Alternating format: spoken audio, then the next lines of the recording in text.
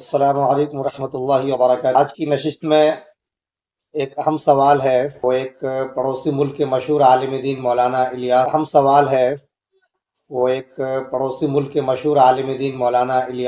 گھمن حافظہ اللہ، ان کے حوالے سے ہے۔ انہوں نے کسی ویڈیو کے اندر کسی صاحب کے اعتراض، خواہ وہ کوئی فرقہ والا ہو یا کوئی بھی ہو، ان کے اعتراض کا جواب دیتے ہوئے فقہ حنفی لاء کا جو ایک مشہور موقف ہے یا کتاب ہے فتاوی شامی، تو اپنے اسٹوڈنٹس کو وہ سمجھا رہے ہیں کہ دیکھو اس قانون کی وضاحت اس طریقے سے نہیں، اس طریقے سے ہونی چاہیے۔ اس درمیان میں جو باتیں آئی ہیں کو کاٹ چھانٹ کر کے لوگوں نے پھیلایا، وائرل کیا۔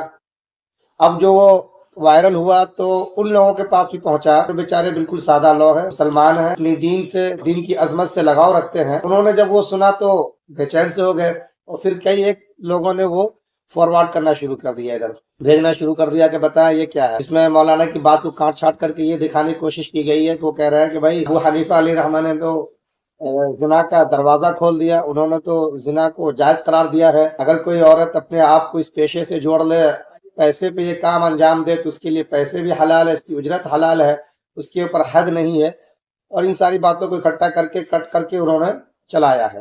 یہ ویڈیو اگر یہ چلا سکتے ہیں تو چلائیں، سن لیں آپ لوگ۔ اگر کسی شخص نے عورت کو کرائے پر لیا پیسے دے کر کہ میں تمہیں اتنے پیسے دوں گا مجھے زنا کرنے دو، عورت پر لیا اور اس سے زنا کیا، تو کہتے ہیں امام صاحب فرماتے ہیں اس عورت پر اس آدمی پر کوئی حد نہیں ہے۔ امام ابو حنیفہ رحمۃ اللہ علیہ زنا کے دروازے کھول رہے ہیں کہ بھائی ابو حنیفہ علیہ رحمہ نے جو کچھ بھی یہاں پہ کہا ہے یا ان کی طرف سے نسبت کر کے جو بات بتائی جاتی ہے اس کی حقیقت کیا ہے، وہ پوری جب تفصیل سے ان کی بات کو سنیں گے تب جا کر کے سمجھ میں آئے گی۔ ان کی بات بتانے سے پہلے میں دو باتیں یہاں پہ واضح کرنا مناسب سمجھوں گا۔ پہلی چیز تو یہ کہ ہم میڈیکل لائن میں ہوں یا لا کالج میں، میڈیکل کالج یا لا کالج کے اندر بھی باضابطہ کلاسیں ہوتی ہیں، اور وہاں پہ بہت سی ایسی چیزیں پڑھائی جاتی ہیں۔ ایک لیکچرار، ایک پروفیسر اپنے اسٹوڈنٹ کے سامنے میں آتے ہیں، ساری چیزوں کو ڈسکس کرتے بتاتے ہیں۔ اگر ان کی ویڈیوز بن جائے اور وہ وائرل آن لائن نہ کٹ ہو کر کے، تو انسان انہیں پڑھا لکھا تو بہت دور کی بات، ہو سکتا ہے کہ ان کو دماغی خلل کا مریض قرار دے دیں، اور نہ جانے بدگوئی اور ہذیان گوئی اور فحش سے بھی اوپر کا لیول، نہ جانے کیا کیا ان کے اوپر، ان کے سر پہ مڑ دیں لوگ کہ یہ پڑھے لکھے، یہ تو ایسے ایسے بول رہے ہیں۔ حالانکہ لا کے اندر مان لیجئے اگر کوئی لا کا کالج والا ہے، اسٹوڈنٹ ہے، تو اس کو پڑھایا جاتا ہے کہ اگر مان لیجئے کسی لڑکی یا عورت کے ساتھ عصمت دری کا معاملہ پیش آتا ہے، اب وہ بالغ ہے یا نابالغ اس کا پتہ کیسے چلے گا؟ اس حوالے سے اس کی جو تعلیم ہوتی ہے وہ آپ دیکھ لیجئے۔ پھر یہ کہ کوسچن کیا جاتا ہے، مان لیجئے اگر کاؤنٹر کوسچن کرنا ہو کہ تم نے جو کچھ بھی کیا ہے وہ کیسے، کس پوزیشن میں جا کے ہوا، تاکہ وہ دیکھ سکے کہ یہ زنا بالرضا ہے یا زنا بالجبر ہے۔ ایسے ایسے سوالات کرنے کے طریقہ کار بتائے جاتے ہیں، سکھائے جاتے ہیں کہ آپ حیران ہو جائیں گے، کہیں گے بھائی یہ تو شرافت اور انسانیت سے بالکل پرے بات ہے، کیسی باتیں کر رہے ہیں یہ؟ لیکن انہیں بتایا جاتا ہے تاکہ صحیح مجرم تک وہ پہنچ سکے، سوالات کر کے سچائی کو تلاش کر کے لا سکے۔ وہ تو ہے ان کا اپنا نصاب ہے، ان کے کیریکولم میں پڑھنا پڑے گا ان کو۔ تو اسی طریقے سے فقہ کی جو باتیں ہوتی ہیں، جو مسئلہ مسائل کی باتیں ہوتی ہیں، ان کو بھی سمجھایا جاتا ہے ڈیٹیل میں کہ بھائی یہ کب کون بات کہاں پہ کس انداز سے کہی گئی ہے، اس کی وضاحت کیا ہوگی۔ ٹھیک میڈیکل کے اندر بھی یہی ہوتا ہے۔ میڈیکل کے اندر مان لیجئے فرٹیلائزنگ کی کیا صلاحیت ہے، قوت تولید جس کو ہم بولتے ہیں، اسی طریقے سے کہہ لیجئے کہ لڑکے کے اندر لڑکا ہو یا لڑکی کے اندر جب وہ لڑکی ہو، بالغ ہونے کے بعد کن کن جسمانی ساخت کا اظہار ہوتا ہے، ظہور ہوتا ہے، کتنا ہونا چاہیے، نہیں ہونا چاہیے، یہ ہو گیا تو نارمل ہے، یہ ہو گیا تو اب نارمل ہے، اور پھر اس کی باضابطہ پیمائش کر کے ہو یا اور انداز سے ہو، پوری ہندی کی چندی کر کے بات کی جاتی ہے۔ ان باتوں کو اگر آپ لوگوں کے بیچ میں لے آئے تو لوگ کیا کہیں گے؟ وہ تو یہ کہیں گے بھائی کتنا فحش انسان ہے یہ، نہ جانے کیا کیا باتیں کر رہا ہے، نعوذ باللہ، بالکل پوشیدہ اعضاء کے بارے میں ایسے ایسے لے کے ہاتھوں میں اور فلاں فلاں جگہ یہ بول رہا ہے یہ۔ حالانکہ ایک علاج کے واسطے ان کو سارے مرحلے سے گزرنے ہوں گے، پڑھنے پڑیں گے، ان کو پڑھایا جاتا ہے۔ تو کلاس میں یا اسی طریقے سے درس میں جو باتیں ہوتی ہیں، ان باتوں کو کاٹ چھانٹ کر کے آپ جب سامنے میں لائیں گے تو صرف مسئلہ و مسائل یا کسی مولانا کی بات نہیں ہے۔ آپ ایک پروفیسر ہو، ایک لائر ہو، ایک ڈاکٹر ہو، ان سب کو آپ اسی کیٹیگری میں دیکھیں گے۔ اور یہ ظاہر سی بات ہے کہ خود جو لوگ اس طرح سے کرتے ہیں، یہ ان کی دماغی خلل کی نشانی ہوتی ہے۔ ان پڑھے لکھے بیچاروں کا جو انسانیت کا کام کر رہے ہوتے ہیں، ان کا کوئی قصور نہیں ہوتا اس میں۔ ایک تو یہ آپ سمجھ لیں اچھی طریقے سے کہ کیا ہے. دوسری بات جو میں نے کہی تھی میں وہ سمجھانا چاہتا ہوں، وہ ہے قانون کے اندر، عدالت کے اندر، آئین کے اندر ایک بہت ہی مشہور کہہ لیجئے کہ لا کا فلسفہ ہے، وہ ہے بینیفٹ آف ڈاؤٹ، شک کا فائدہ. شک کا فائدہ کسے کہتے ہیں، اس کے پیچھے کیا ریزن ہے؟ دراصل ہمارے آئین کے اندر جو آرٹیکل 20 ہو یا 21 ہو، 20 اور 21، اس میں ہر ایک شہری کو انصاف کی فراہمی کو بالکل اس کا بنیادی حق قرار دیا گیا ہے، اس کا تیقن اور اس کا یقین دلایا گیا. اور انصاف کی فراہمی کب ہوگی؟ آپ نے کسی پہ الزام لگا دیا، ٹھیک ہے، اب وہ الزام واقعی اس کے لیے جرم کا ثبوت بنتا ہے اور وہ مجرم قرار پاتا ہے، اس کے لیے سزا کا کوئی جو دستور میں آیا ہے رکاوٹ نہیں پیدا کر سکتا، اس کو سزا مل کر کے رہے گی. یہ اپنی جگہ پہ بالکل مسلم ہے، لیکن وہ صرف ملزم ہے، ابھی مجرم ثابت نہیں ہو سکا. اور اسی درمیان جب ٹرائل ہو رہا تھا تو انڈر ٹرائل ثابت یہ ہو جاتا ہے کہ بھائی اس کے اوپر جو چارجز فریم کیے گئے، جو ان کے اوپر الزامات عائد کیے گئے ہیں، وہ ثابت نہیں ہے، کہیں نہ کہیں اس میں شک اور جھول ہے، تو اس شک کا فائدہ اس کو دیا جائے گا اور بری کر دیا جائے گا.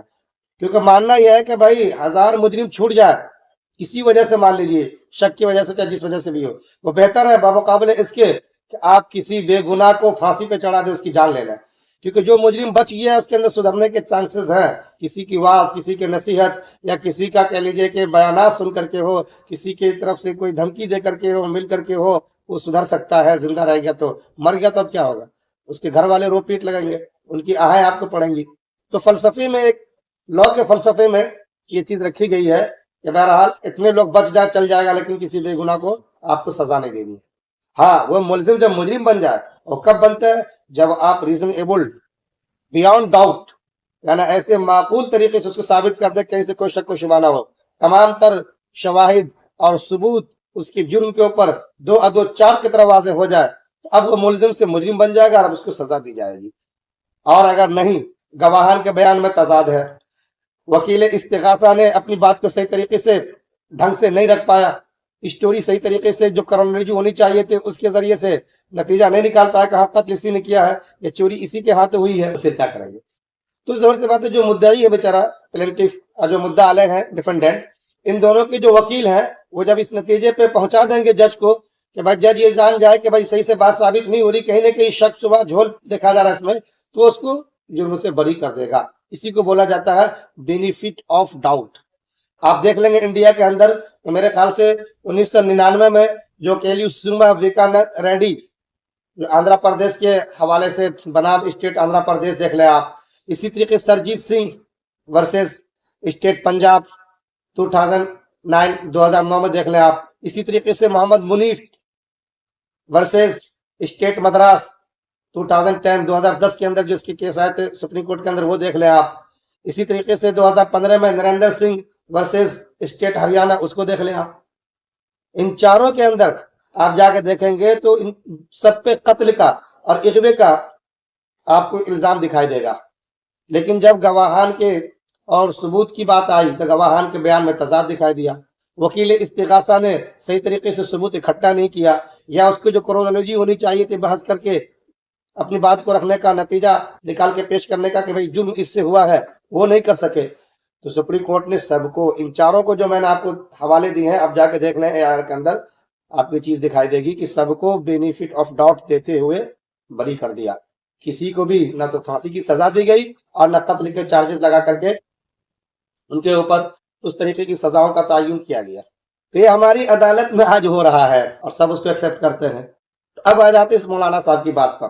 مولانا صاحب نے بھی کیا کہا ہے، آگے آپ ان کی کلپ میں دیکھیں گے تو بات آ جائے گی. کہنا یہ چاہ رہے ہیں منیفہ رحمۃ اللہ علیہ کا یہ جو مسئلہ بیان کیا جا رہا ہے نا کہ حد نہیں، حد نہ ہونے کی وجہ امام صاحب فرماتے ہیں کہ ضابطہ ہے الحدود تندرع بالشبہات. وہ کہنا یہ چاہ رہے ہیں اگر یہاں پر کسی موقع کہ پر بھائی میرے شبہ ثابت آ ایک گیا تو شبہ سے حد بات ثابت ہو یہ نہیں جاتی ہے جو کہی جا رہی ہے، جو اشکال کیا جا رہا ہے. ہوتا ہے کہ کسی نے اگر کسی خاتون کو مان لیجئے گھر میں کسی کام کے واسطے نوکرانی کے طور پہ رکھا اور اس کے ساتھ شرط لگا دی بدکاری کی، نوز باللہ، اور بیچاری کسی مجبوری کے تحت میں راضی ہو گئی. تو راضی ہو جانے کی وجہ سے جب اس کو اجرت ملے گی تو کیا یہ اجرت لینا درست ہوگا اس کا؟ ابو حنیفہ علیہ الرحمہ نے کہا کہ ظاہر سی بات اس نے مجبور کر کے اس کو گندے کام پہ لگا دیا، وہ الگ بات ہے، لیکن یہ تو کام کرنے آئی تھی اور اس کے پیسے میں کام والے پیسے بھی جڑ گئے ہیں اور اس بدتمیز میں جو بدتمیزی کی ہے اس کے پیسے بھی جڑ گئے ہیں. اس کا کیا قصور ہے اس کو پیسے دیے جائے؟ پیسے اس کے لیے مجبوری کے طور پہ جو لیے ہیں حلال مانا جائے گا، جبکہ صاحبین نے اختلاف کیا کہ نہیں، اذا استمع الحلال والحرام غلب الحرام، کہ جب دونوں اکٹھے ہو گئے تو حرام کو غالب مانا جائے، یہ پیسے بھی لینے اس کے لیے درست نہیں ہوں گے۔ اس چیز کو سمجھا رہے ہیں وہ، ظاہر سی بات نیچرل بات یہی ہوگی۔ وہ کہہ رہا ہے کہ بھائی یہ بیچاری تو اصل جو کام کرنے کے لیے آتی وہ کام کرتی، لیکن کسی نے غلط سلط طریقے سے اس کی مجبوری کا فائدہ اٹھا لیا ہے، تو اس میں اس کی مجبوری کو دیکھتے ہوئے نظر انداز کر کے پیسے اس کے لیے جائز قرار دیے جائیں گے۔ یہ بات آ رہی ہے کیوں؟ یہاں پہ شک اور شبہ پیدا ہو رہا ہے کہ مجبوری میں تھی یا راضی میں تھی، پتہ کیا چلے گا اس کا؟ تو مجبوری مان لیا جائے بیچاری کی، اس کے لیے پیسے اس کے درست قرار دیے جائے۔ ایک تو یہ سمجھا رہے ہیں وہ۔ دوسری اس میں یہی آ رہا ہے کہ جب پیسے اس کے لیے درست ہے تو کیا یہ مرد جو اس طرح کی حرکت کر رہا ہے اس کے اوپر حد جاری ہوگا؟ شادی شدہ ہے تو اور غیر شادی شدہ ہے تو جو حد کی جو اس میں اسلامی سجاؤں میں، اسلامی حکومت میں، اسلامی قاضی کے طور سے طے کیا جاتا ہے، اس کی بات کر رہے ہیں وہ۔ تب وہ حنیفہ علیہ الرحمہ کا موقف آگے آ رہا ہے کہ بھائی ایک قول ان کا یہ ہے کہ حد اس کے اوپر نہیں ہوگا، جبکہ فتویٰ یہ ہے کہ حد جاری ہوگا اس کے اوپر۔ یہ آگے کہہ رہے ہیں لیکن اس کو کوئی سننے کو تیار نہیں ہے، کلپ کاٹ کر کے وائرل کر رہا ہے سب۔ اور ایک قول جو حد نہیں ہوگا اس کا جو انہوں نے اپنا اسٹینڈ لیا اس کی جو وضاحت دی ہے وہی ہے بینیفٹ آف ڈاؤٹ۔ وہ کہتے ہیں کہ ظاہر سی بات ہے پیسے اس نے دیے تو شادی کے موقع سے مہر دین دیے جاتے ہیں، یہ اس جیسا ہو گیا۔ پھر یہ کہ اس نے چپ کے شادی میں تو گواہان ہوتے ہیں، تو کوئی گواہ تو ہے نہیں، بلا گواہ کہ اس نے یہ حرکت کی ہے، اس کو تو زنا قرار دیا جائے۔ تو سمجھا رہے مولانا یہ کہہ کر کہ نہیں، اس کے جب حد جاری ہونا شروع ہوگا نا تو کہہ سکتا ہے کہ بھائی میں تو مالکی مسلک کا بات سن رکھا تھا، مالکی مسلک میں یہ ہے کہ بلا گواہوں کے بھی نکاح ہو جاتا ہے، تو میں نے سوچا چلو گواہ لانے کی ضرورت نہیں ہے، پیسے دے رہا ہوں، یہ مہر ہو جائیں گے، ہم دونوں میاں بھی بن جاتے ہیں۔ اور مالکی مسلک میں یہ ہے، اگرچہ مولانا پوری وضاحت نہیں کر پائے ہیں وہاں پر، لیکن میں بتا دوں اس کی وضاحت یہ ہے، مالکی مسلک میں صحت زواج یعنی کہ شادی کو صحیح ہونے کے لیے میاں بیوی کے جو زن و شو کے تعلقات ہیں اس کے قائم کرنے کے لیے وہاں پہ بھی گواہان شرط ہیں۔ اجرائے عقد جو ہے، مان لیجئے بس نکاح ہونے جا رہا ہے، اس کے وقت میں اگر کوئی گواہ نہیں ملا، گواہ رکھنا مستحب ہے، نہیں ہے تو وہاں پہ شرط نہیں ہے، کہتے ہیں کہ یہ گواہوں کے بغیر بھی نکاح ہو جائے گا۔ لیکن جب لڑکی یا بیوی جو میاں بیوی کے تعلقات بننے جا رہے ہیں، رخصتی ہوگی، اس وقت میں گواہان کی موجودگی میں کام کرنا ہوگا، ہم اس کو رخصت کر رہے ہیں اور یہ دونوں میاں بیوی بن کر کے جا رہے ہیں۔ یہ اصل مالکیہ کا موقف اسٹینڈ ہے۔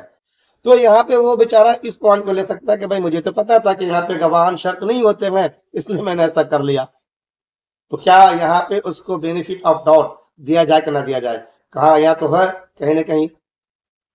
اسی کو تو عربی میں کہا جاتا ہے، یا عربی والے نے جو اصول دیے ہیں اسی کو تو آج ان لوگوں نے بینیفٹ آف ڈاؤٹ کہہ کر کے اپنایا ہے۔ عربی کا اصول ہے، بلکہ بعض لوگوں نے آپ تحقیق کریں گے تو بتایا کہ کہیں نہ کہیں حدیث سے مستفاد ہے قانون، کیا الحدود تندری بالشبہات، کہ جو حد جاری کی جاتی ہیں، جو سزائیں کا نفاذ ہوتا ہے، ان سزاؤں کا نفاذ یا حد کا جاری ہونا یہ شک اور شبہ کے موقع سے اپنے آپ ہی کل عدم ہو جاتا ہے، ساقط ہو جاتا ہے، ایلیمنیٹ کر دیا جاتا ہے، اس کو ختم۔ یہاں پہ بھی شک پیدا ہو رہا ہے، یار میں نے تو شادی اور نکاح سمجھ کے ایسا کیا ہے، کیونکہ مالکیہ کا بحث کی گنجائش، پیسے میں نے دیے مہر کے طور پہ ہی، تو کیا کریں گا؟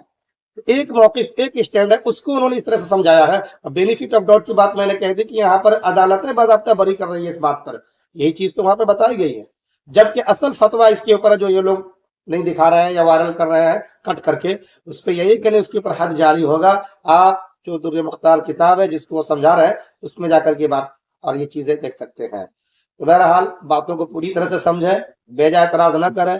یہ عام طور پہ پڑھے لکھے لوگ کرتے ہیں، مسلمان ہی ایسا کرتے ہیں، لیکن انہیں پتہ نہیں ہے کہ ملحدوں کے ہاتھ یا مشرکوں کے ہاتھ یا نن مسلموں کے ہاتھ جب یہ سب چیزیں لگتی ہیں تو وہ لوگ مزید اسلام کا مذاق اڑاتے ہیں، اور بسا اوقات لوگوں پر جو بیچارے جاب میں ہیں، ٹیچر ہیں، کئی ٹیچر نے میرے پاس یہ سب چیزیں بھیجی ہے کہ اسٹوڈنٹ نہیں بھیجا ہے، وہ لوگ کہتے ہیں کہ تمہارے اسلام ہے تو بہت اچھا بھائی، پیسے دو اور زنا کرو، پیسے بھی حلال ہے اور تمہارے اوپر کوئی سزا بھی نہیں ہے، نعوذ باللہ۔